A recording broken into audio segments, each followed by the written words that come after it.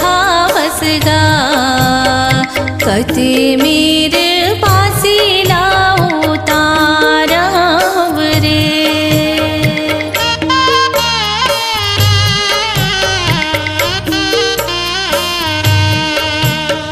इही जंगल इही झाड़ी इही वन मावो आवो आवो बहिनी मोर। इही मेर टेढ़ाला टेढ़त हावो इही मेर बासीला उतारी दे बिना। 5 गांठ हर दीला लेते आबेना कर सा कलोरीला लेते आबेना। पर्राव बिजनाला लेते आबेना।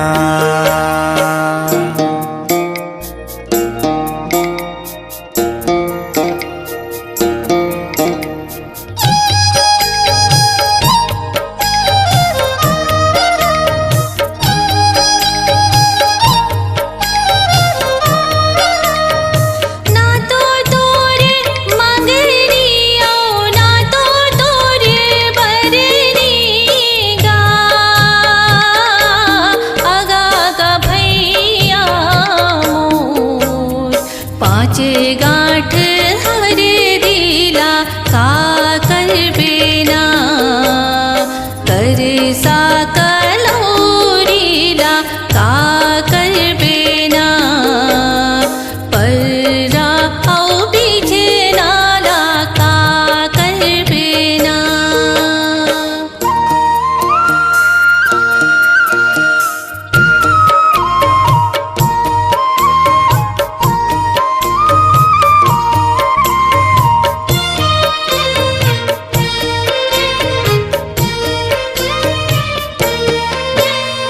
घर ही माँ मंगनियो घर ही माँ बरनी वो आवो आवो बहिनी मोर। तोर मोर भावर पर जाहिना तोर मोर भावर पर जाहि वो।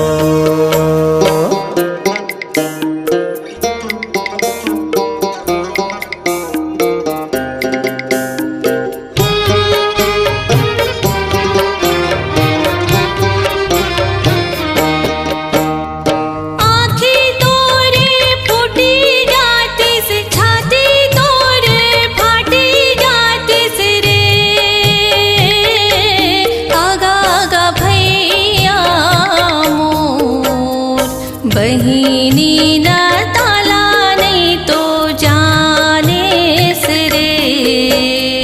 बहिनी न ताला नहीं तो जाने से रे।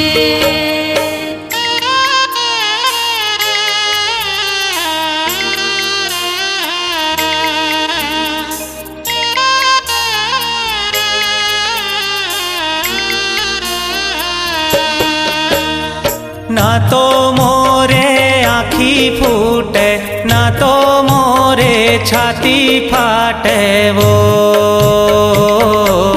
आवो आवो बहिनी मोर।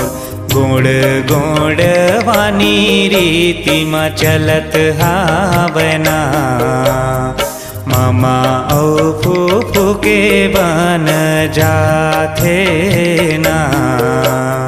पुरखा हमर चला देना।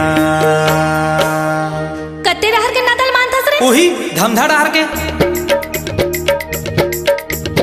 ये धमधा के राजा बाबू तोर कैसन लागेगा तोर कैसन लागेला बल्लोर लोर ती तुर मा झोर झोर राय झुम झुम बाज पान बंसरी करेला पान ली बिरला बर्फी पर पान झूमर जर पड़ के झूमर जा।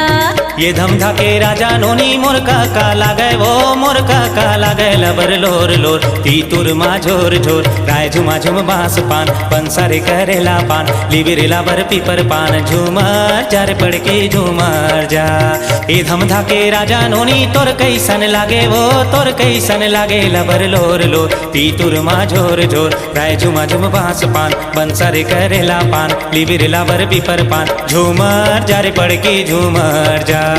ये धंधा के राजा बाबू हमर मामा लागेगा हमर मामा लागे लबर लोर लोर तीतुर मा झोर झोर राय झूम झूम बांस पान बंसरी करेला पान ली बिरला बर पीपर पान झूमर जार पड़ के झूमर जा।